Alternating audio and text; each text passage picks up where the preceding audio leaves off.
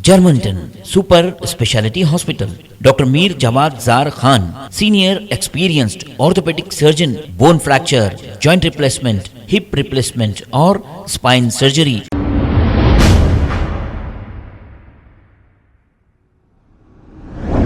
अस्सलाम वालेकुम नाजरीन, 7H न्यूज सच को रखे आपके आगे। कांग्रेस लीडर मतीन शरीफ ने एक अपना बयान जारी करते हुए ये कहा है कि 2024 का पार्लियामेंट इलेक्शन यानी कि MP election BJP versus India alliance होगा। इन सब का एक ही मकसद ये है कि बीजेपी को हराएं। इंडिया पार्टी का जो गठबंधन है जिसमें कांग्रेस और दूसरी कई पार्टियां हैं, ये सब चाहती हैं कि बीजेपी की शिकस्त हो।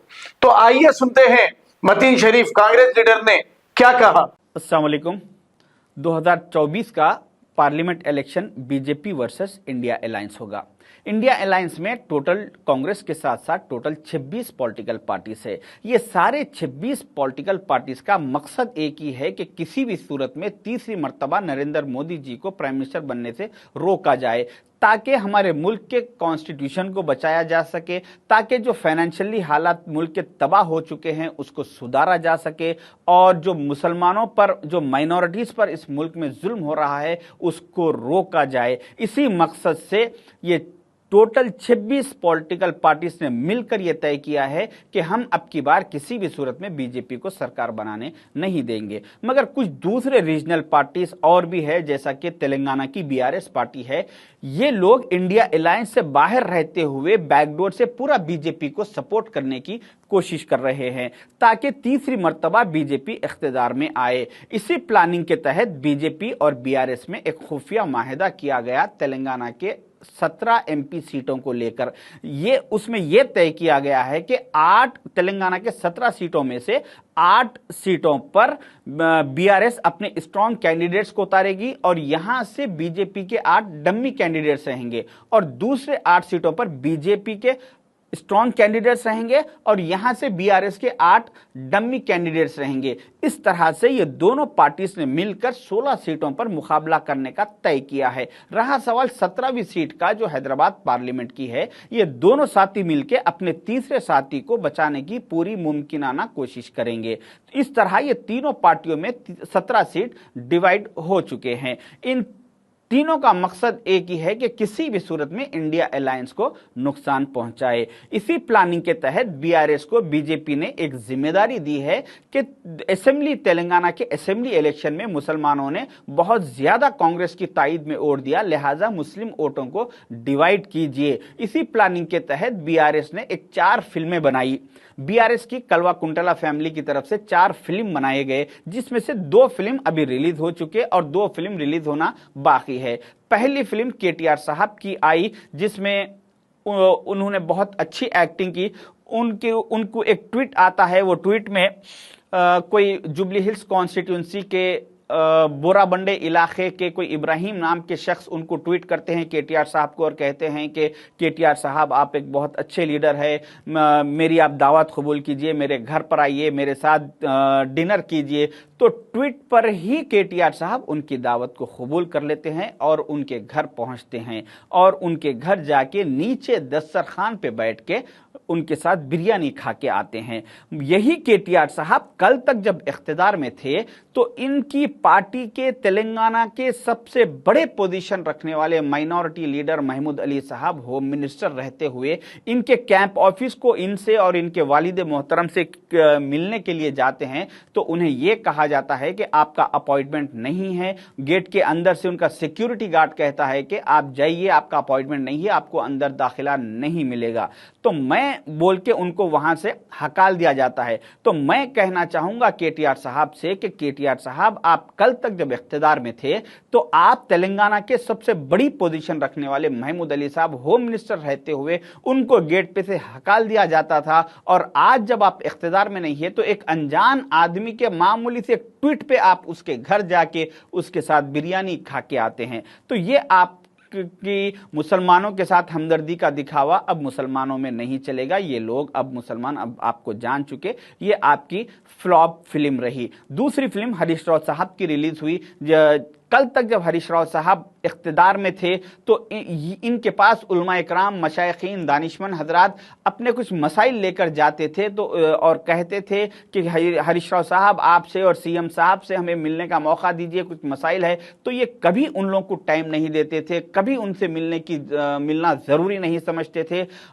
2 या 3 दफ़ा उनको बाद वक्त ये कहा गया कि आप जाइए वया दारुस्सलाम आइए। तो वया दारुस्सलाम भी जब उलमा इकराम उन लोग सीएम साहब के पास, केसीआर साहब के पास उस वक्त गए, तो मैं समझता हूं कि 10 साल के दौर इख्तिदार में 2 या 3 दफ़ा उलमाए दीन, मशाइखीन उन लोग से केसीआर साहब की कुछ मीटिंग हुई, वो भी आधे घंटे की। तो केसीआर साहब 10 साल में, ये हरीश राव साहब और केसीआर साहब उलमा इकराम को 10 साल में सिर्फ 1.5 घंटे का कुछ अप्रॉक्सीमेटली टाइम दिए। और आज यही हरीश राव साहब हैदराबाद की ओल्ड सिटी के तालाब कट्टे इलाके के एक मदरसे में आते हैं और उलमा इकराम के साथ बैठ के 2-2 घंटे उनके साथ करीब बैठते हैं, चाय पीत के उनसे कहते हैं कि हम सेकुलर है, हमारा आप लोग साथ दीजिए, हम आपके साथ है, हम आपके लिए कोई मसाइल पर आवाज़ उठाएंगे। इस तरह से हरीश राव साहब ने कहा। मगर मैं हरीश राव साहब से कहना चाहूँगा कि हरीश राव साहब, अब आपकी आवाज़ उठाने की कोई ज़रूरत नहीं है, क्योंकि कल तक जब आप इख्तिदार में थे उस वक्त आपको सिर्फ कलम उठाना था, मुसलमानों के मसाइल पर कलम उठा के आपको साइन करना था, मुसलमानों के मसाइल हल हो जाते थे। मगर कल आप कलम नहीं उठाए इख्तिदार में रहने के टाइम पे, और आज जब आप इख्तिदार में नहीं है तो इस वक्त आप आवाज़ उठाने की बात कर रहे हैं। तो आपकी ये फिल्म मुसलमान जान चुके, मुसलमान आपके 2 चेहरे समझ चुके, अभी मुसलमान आपके बहकावे में नहीं आएंगे। अब तीसरी फिल्म इनकी कविता मैडम की आएगी, फिर उसके बाद चौथी फिल्म केसीआर साहब की आएगी, निज़ाम सरकार के बारे में बात करना शुरू करेंगे मुसलमानों को बहकाने के लिए। तो मैं आवाम से कहना चाहूँगा कि ये जो फैमिली है, ये फैमिली कोई गलत फैमिली नहीं है, ये कोई ख़राब लोग नहीं है, ये लोग अच्छे हैं, ये हमारे साथ वक्त देंगे, हमारी सुनेंगे। मगर कब? जब ये इख्तिदार में नहीं है। तो जब ये इख्तिदार में रहेंगे तो फिर हमें हमारे दरवाज़ों से, उनके दरवाज़ों से ही हमें हकाल दिया जाएगा, जैसा कि महमूद अली साहब को हकाल दिया गया था। तो इसी हिसाब से मैं मुसलमानों से अपील करना चाहूँगा कि इन लोगों को हमेशा इख्तिदार से बेदखल रखिए, ताकि ये फैमिली हमेशा हमारे कामों में आते रहे, हमको वक्त देती रहे। अगर ये इख्तिदार में आ जाएंगे तो फिर हमें वक्त नहीं देंगे। तो जिस तरह से तेलंगाना के असेंबली इलेक्शन में मुसलमानों ने 70-30% का जो फॉर्मूला किया है, 70% मुसलमानों ने कांग्रेस को वोट दिया और 30% मुसलमान बीआरएस को वोट दिया। मगर अब वो ऐसा इलेक्शन नहीं है। अब हिंदुस्तान के 2024 का जो पार्लियामेंट इलेक्शन है, उसमें हमारे को मुल्क के आइन को बचाना है, कॉन्स्टिट्यूशन को बचाना है, शरीयत को बचाना है, हमारी बहन बेटियों के हिजाब को बचाना है। ये बहुत अहम मुद्दे हैं जो अब के इलेक्शन के बाद तय किए जाएंगे। तो लिहाजा अब के 100/0 का फॉर्मूला अपनाइए। तेलंगाना के मुसलमानों से मैं अपील करूंगा कि अब इंडिया अलायंस के साथ, कांग्रेस के साथ 100/0 का फॉर्मूला करिए। कांग्रेस को 100 आउट ऑफ 100 वोट मिलना चाहिए और बीआरएस को 0 वोट मिलना चाहिए। इसीलिए मैं आप तमाम लोगों से रिक्वेस्ट है कि बहुत ही नाजुक वक्त है, इस पर सोच समझ के कदम उठाइए और कांग्रेस का इंडिया अलायंस का साथ दीजिए। शुक्रिया, अल्लाह हाफिज। जर्मनटन super speciality hospital, doctor Mir Jamat Jar Khan, senior experienced orthopaedic surgeon, bone fracture, joint replacement, hip replacement और स्पाइन सर्जरी कामयाबी से अंजाम दे रहे हैं। इसके अलावा neuro surgery, cardiology, gynaecology, dental, general medicine, dialysis और फिजियोथेरेपी जैसे शोबाजात में इंतहाई कामयाबी के साथ वाजिबी फीस में इलाज किया जा रहा है। शेयरिंग और प्राइवेट रूम्स, अस्पताल में 24 घंटे MRI, CT scan, 2D digital x-ray, ultrasound, operation theatre, ICU और लैब की सहूलत दस्तयाब है। आपकी उम्मीदों के ऐन मुताबिक Germanten super speciality hospital, pillar number 150, Attapur, Hyderabad. खबर है शहर की, खबर है गाँव की, खबर है सारी दुनिया की। 7H न्यूज पसंद आए तो लाइक कीजिए, शेयर कीजिए और सब्सक्राइब करना ना भूलें। 7H news.